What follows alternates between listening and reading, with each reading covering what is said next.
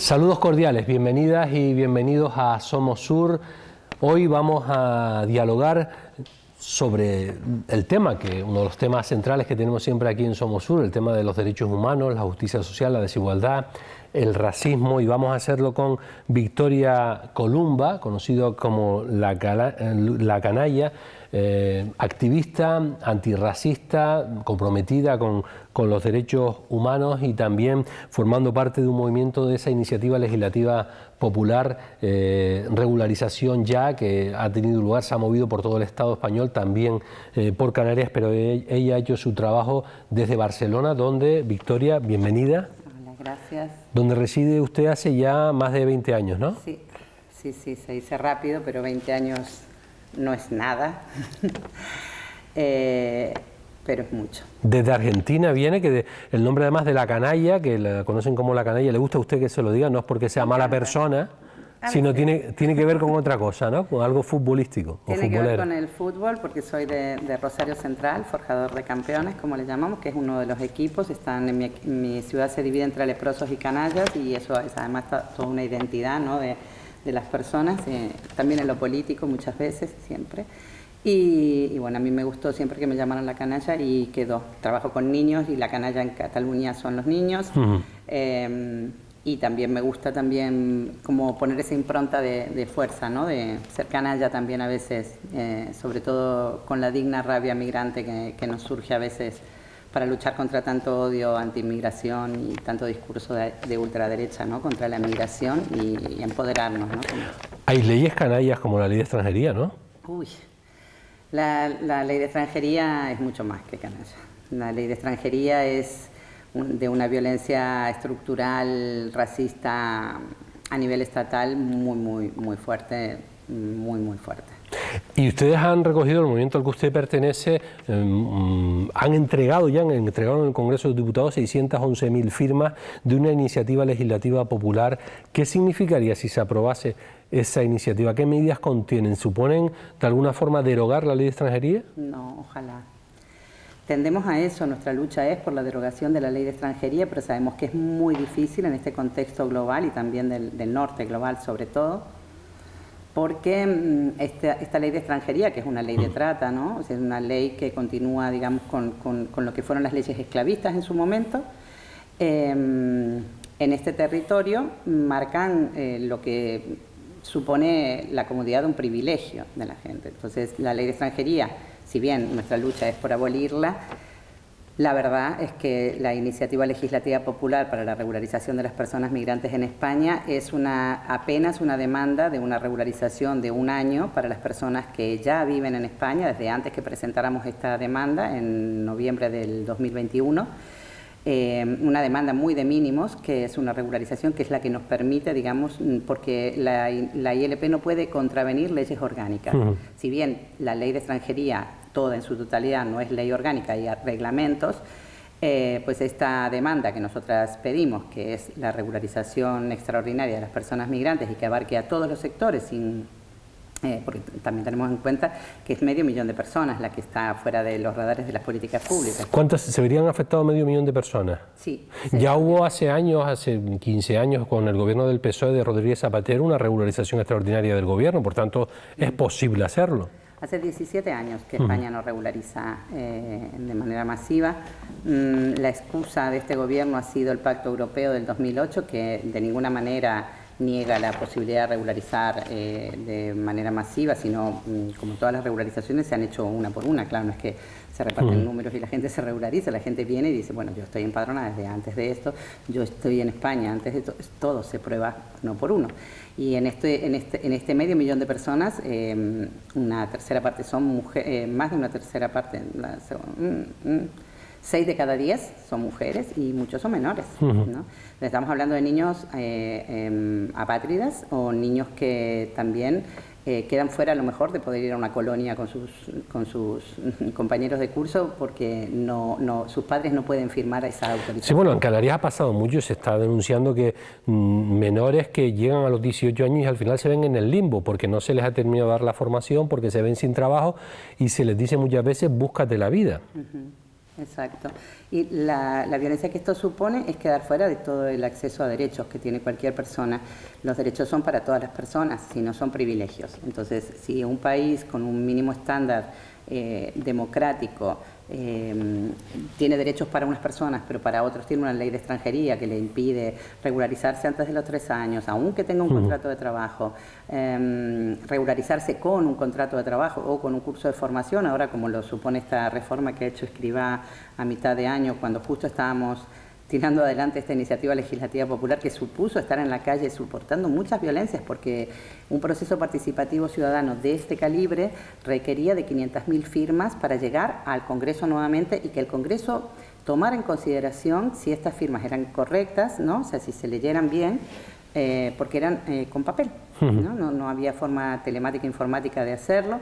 Entonces esto supuso muchísimo trabajo, y esta regularización, lo que nosotras pedimos realmente es que el gobierno no se vaya de esta legislatura sin tener la valentía de arrebatarle ese discurso anti-inmigración a la ultraderecha, porque eso lo convertiría realmente en un gobierno progresista. Mientras tanto, ha hecho todo lo contrario, ¿no? Porque hay que decir un poco, al final la ley de extranjería de España es una ley de extranjería contra los extranjeros pobres, quiero decir, porque, por ejemplo, se hacen incluso iniciativas gubernamentales, alguien que, para traer a gente de Rusia, de países del este, que si compra un piso o un local de una cantidad de 1 millón de euros, te dejan estar ya de forma legal. Si eres jugador de fútbol, tienen hasta un régimen especial fiscal, han llegado a tener, ¿no? Quiero decir que la gente con dinero no tiene esos problemas. Bueno, como casi todos los derechos en este país son selectivos, ¿no? O sea, acceden unos y otros quedan fuera. Entonces, por eso decimos que no es un pleno Estado de Derecho, sino un Estado de Derecho selectivo. Y siempre la migración ha estado ligada en este país a la mercantilización de la migración, ¿no? O sea, cuando se necesitó para la última regularización de la que hablabas, que se hizo con Zapatero, fue para legalizar a un montón de personas porque se necesitaba para la construcción. Claro. Eso después cayó. Y esas personas cayeron en irregularidad administrativa. Esto supone volver a empezar con toda la rueda. Entonces, mucha gente que estarían entre este medio millón de personas es gente que alguna vez tuvo esa regularización y que la ha perdido por X razones. La pandemia fue uno de los hechos por los cuales muchas personas también perdieron la regularidad. No había citas en extranjería, no había forma de acceder, hay un mercado paralelo de citas en extranjería. En las puertas de los consulados africanos de España y de Europa hay unos negocios paralelos, ¿no? Eso era antes. Cuando yo vine, hace 20 años, se hacían colas, ¿no? Entonces, vos llegabas a extranjería y la cola daba la vuelta manzana, entonces lo que pagabas en ese momento también se pagaba. Pero se pagaba a un señor que se sentaba a las 4 de la mañana a tenerte el turno. Entonces, pues iban llegando y entonces tenías ese turno. Siempre fue una traba poder regularizarse en España, siempre. Lo que pasa es que ahora no se ve porque eso es informático. Entonces, las citas se compran en locutorios, se compran en el mercado paralelo, ¿sí? Hay gente que accede, y esto lo sabe el gobierno porque lo hemos denunciado también al Defensor del Pueblo, el mismo Defensor del Pueblo ha pedido durante la pandemia, ¿no? que se tuviera en cuenta esta situación, porque había mucha gente que iba a poder quedar fuera de todas las prestaciones, ¿no? Nosotras hicimos incluso propuestas desde el Movimiento Regularización Ya. Hicimos propuestas en 2020, además de una carta al gobierno que nunca nos respondieron, en 13 de abril del 2020, hicimos una carta al gobierno y a todos los ministros para pedir esta regularización. Después hicimos propuestas para la Comisión de Reconstrucción Política y Económica del Congreso, que nunca tampoco se atendieron, ¿no? Para que pudiera alcanzar a más personas, a personas que no podían salir a buscarse la vida, mientras esas personas esenciales estaban sosteniendo la vida, porque eran las mujeres trabajadoras del hogar y los cuidados, las sanitarias. Pero no tenían contrato y no se podían mover cuando necesitaban ir. Claro, sí, claro. Nuestros compañeros manteros también recibían claro. Y escribió Eduardo Galeano que, bueno, que los africanos o los latinoamericanos hacia Estados Unidos o los africanos cara a Europa, al final lo que quieren es tener los mismos derechos que el dinero, ¿no? Porque el dinero no tiene esas fronteras y el neoliberalismo plantea y abre las fronteras al dinero, ¿no? Y a la mercancía, y no a las personas. Por eso decía que primero es una continuidad colonial, ¿no? La ley de extranjería, las fronteras, o sea, el orden colonial de las fronteras, fíjate que funciona igual que siempre, que hace 500 años.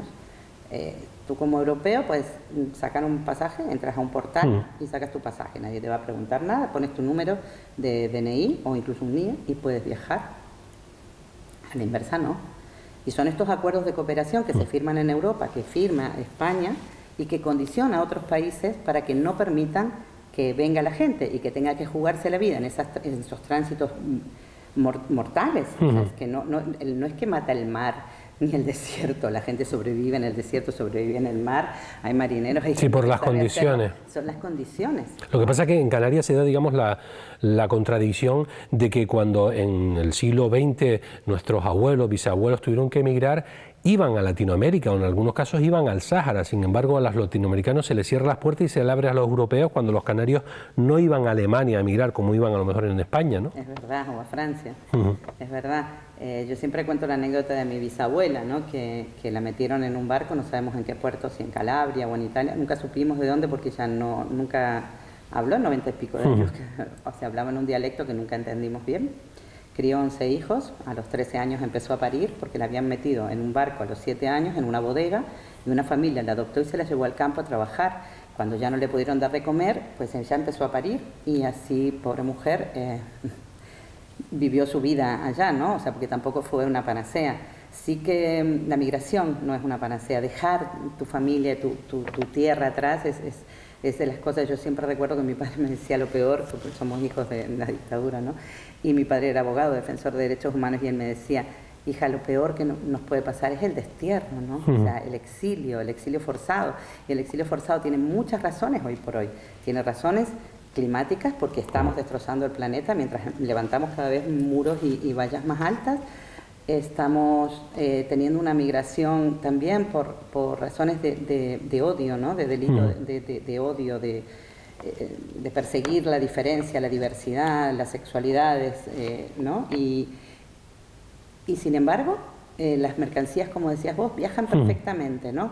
Y cuando se necesitó regularizar, tanto lo hizo el PP como el PSOE, era... Por razones económicas, claro. Mano de obra. No es que no quieran la migración, esto también lo quiero decir. No es que España y Europa no quieran a las personas migrantes, sí que las quieren. Pero las quieren como mano de obra barata, no las quieren como personas, como sujetos de derechos. Esto también hay que tenerlo en cuenta. Por eso estas leyes, ¿no? El marco legal muchas veces hace posible esa injusticia. ¿Y cómo han visto ustedes desde el movimiento por la regularización desde Barcelona todo lo que hubo aquí en pleno COVID? Además, la ruta canaria, la ruta migratoria, se está considerada ya la ruta migratoria más mortífera a nivel mundial. Estamos hablando de datos, 561 personas muertas en el año 2022. ¿Cómo se veía eso desde Barcelona? El hacinamiento en Arguineguín, en Gran Canaria, aquí en Gran Canaria, en el puerto de Arguineguín, de más de 1000 personas durmiendo en el suelo. Fue brutal. Las imágenes, bueno, como la masacre en Melilla, ¿no? O sea, todavía uno no se la puede quitar de los ojos, de la memoria. Dolorosísima. Lo vimos como... Además fue una respuesta, mira, tuvo que ver, fue muy loco porque yo recuerdo que fue el 22 de septiembre que se abrieron los CIES, pero que fue más o menos en septiembre, donde después de decirnos que no a la proposición no de ley del Congreso de los Diputados, pues al otro día se empezó a llenar ese muelle, se iba llenando de gente y el relato de las personas que estaban ahí, las familias que estaban en la península esperando a muchos de ellos y queriendo saber de ellos, es muy desesperante.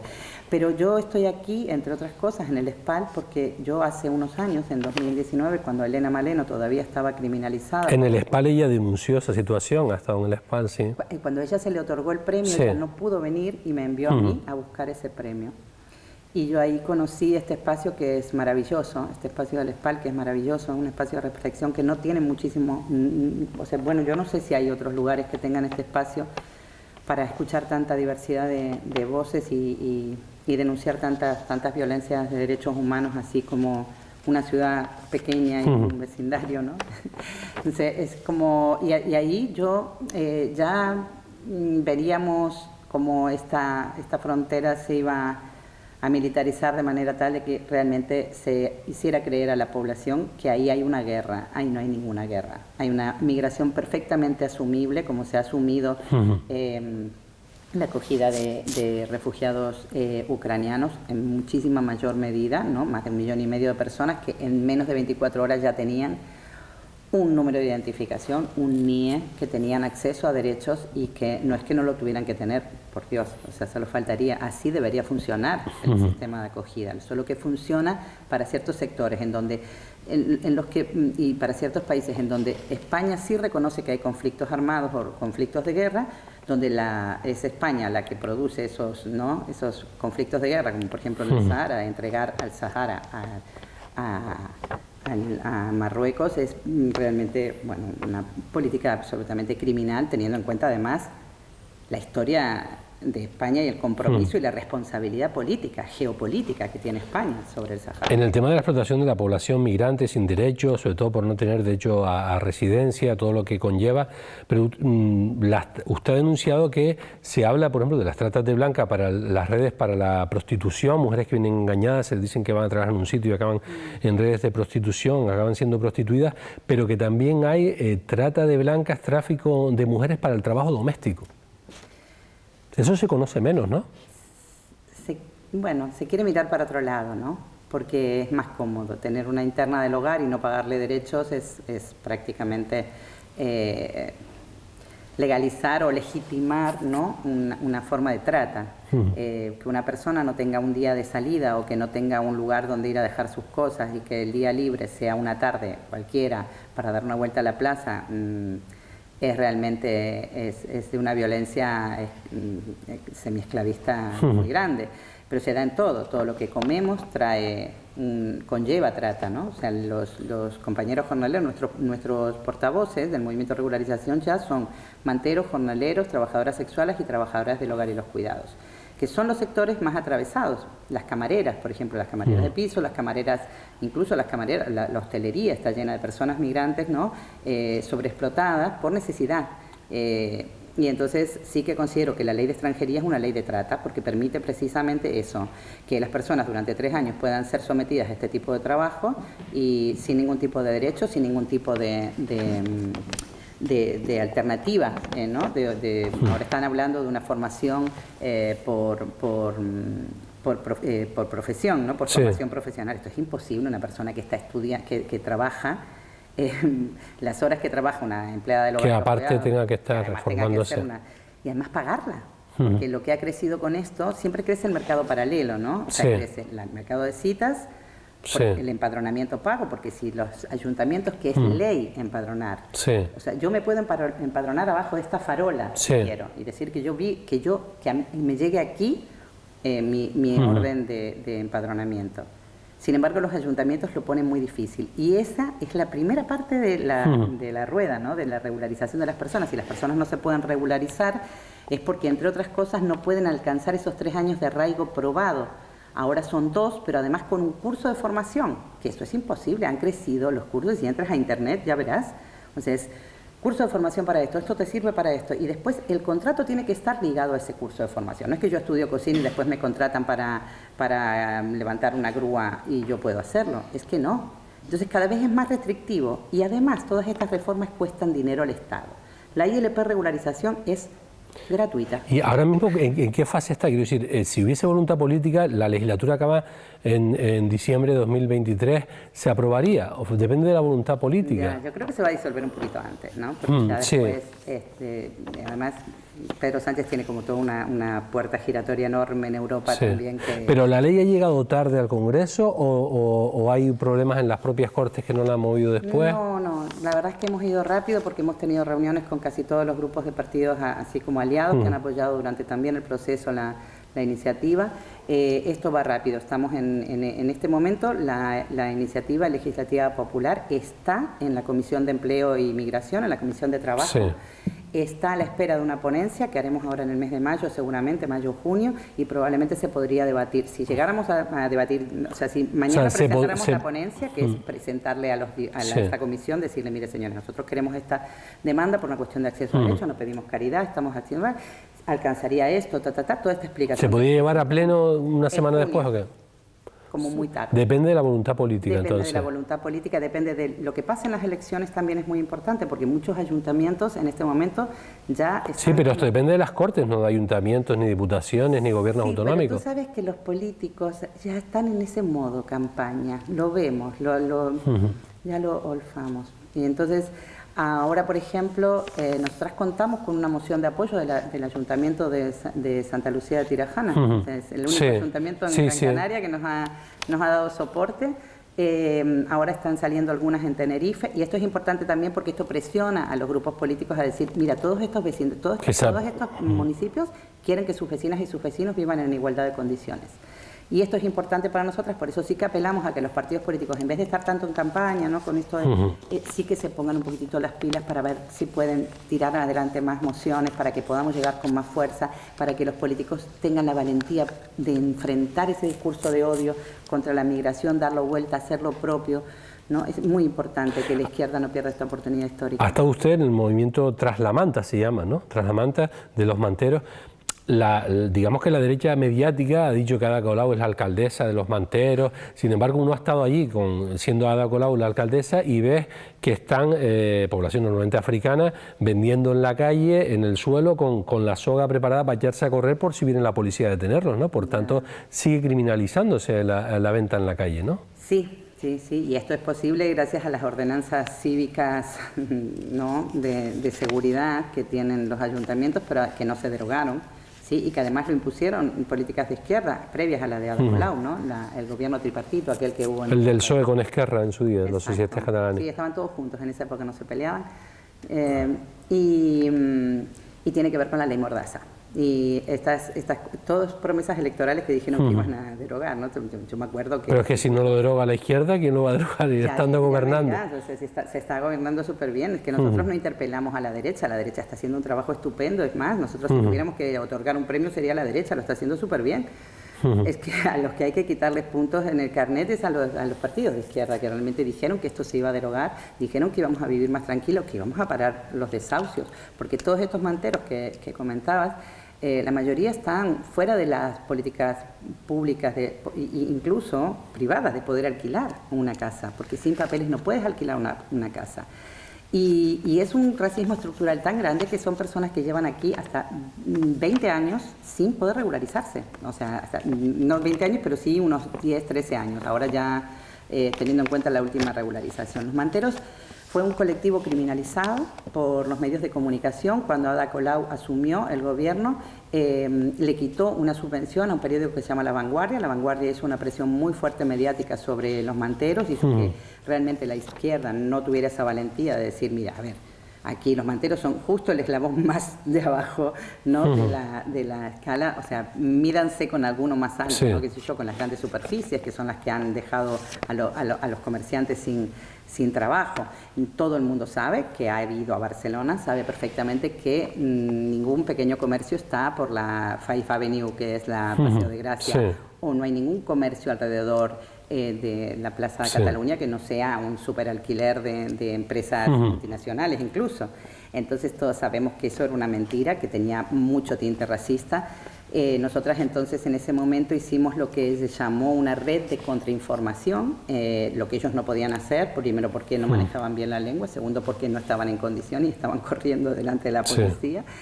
Y tercero, porque utilizamos nuestro privilegio, porque muchas de nosotras también podemos utilizar ese privilegio de tener los papeles y poder ponernos delante de la manta para que ellos pudieran vender. Eso supuso mucha violencia con la policía, fuimos reprimidas muchas veces por la Guardia Urbana, por los antidisturbios, y después realmente abandonamos esa política de enfrentarnos tanto con la policía, porque durante la semana después seguían esas represalias contra ellos por parte de la policía secreta. Tenemos muchos chicos lastimados, piernas partidas, brazos partidos, cabezas partidas.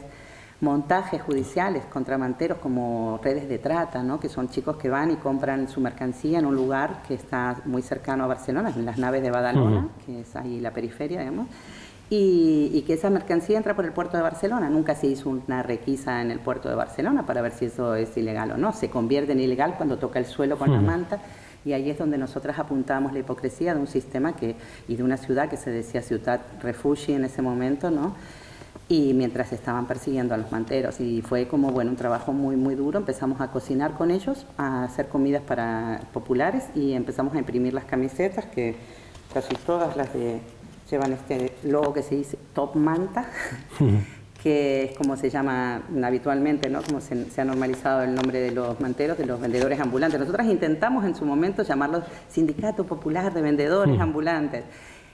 Y al final terminamos volviendo a eso, ¿no? Empoderamos manteros y top manta, ¿no? O sea, tanto que les molesta, pues mira, vamos a empoderarnos y vamos a hacer una marca. Lo hicieron ellos, ¿eh? Nosotras Sí. solo ayudamos con las redes y ellos ya tienen sus propias redes, tienen sus propias... Lo que pasa es que seguimos, bueno, uno de nuestros portavoces, que es la Minsar, que es el secretario, uno de los portavoces del sindicato mantero, pues es también el portavoz y el que llevará la voz de regularización ya al Congreso cuando haya que defender esto, porque es de los sectores más oprimidos y más vulnerabilizados, ¿no? Como los más jornaleros. Se nos está acabando el tiempo, Vicky Columba, y quería preguntarle, el encierro 2018, ¿hubo un movimiento? ¿En qué consistió? Esto venía, bueno, el proceso los procesos de resistencia migrantes que vienen siendo desde que se decretó la ley de extranjería, ¿no? Desde que se redactó esta ley, las poblaciones del ejido, los encierros migrantes se fueron sucediendo año tras año, y nosotras en 2018 nos encerramos en una vieja escuela de arte que se llamó La Massana. Ahí estuvimos varios meses encerrados, recibiendo también todo lo que fue la gente que venía de Frontera Sur y que incluso hasta Cruz Roja nos mandaba y nos decía, vayan ahí, que ahí les van a dar, ¿no? Y ahí había que gestionar un montón de cosas con la gente del Raval, ¿no? Del barrio más pobre y más solidario y más resistente a la ultraderecha, ¿no? Es ahí donde no puede entrar. Acogida y reivindicación hacían a la vez. Sí, hacíamos todo. Y sobre todo interpelábamos a las administraciones públicas y a los partidos políticos con 11 puntos a los que les pedíamos que nos dieran respuesta. Y ahí, ni bien asumió Quim Torra, que fue el presidente de la Generalitat, que asumió ese año, él hizo 4 calles hasta la Tancada Migrante, donde estábamos el encierro migrante, y ahí vino a ponerse a nuestra disposición para que le presentáramos propuestas, y muchas de ellas han ido saliendo poco a poco. Otras realmente todavía estamos a la espera, y también nos vino a visitar Ada Colau. O sea, todos los partidos políticos vinieron porque estaban de elecciones también, y a ellos les interesa mucho este tema, por eso estamos en un momento que, para bien o para mal, para la ILP puede servir o matarla. Ahora, no va a ser un muerto fácil de liquidar, porque la resurrección en los procesos de lucha son siempre permanentes, ¿no? O sea, si nos cierran una puerta, abriremos otra, y así, ¿no?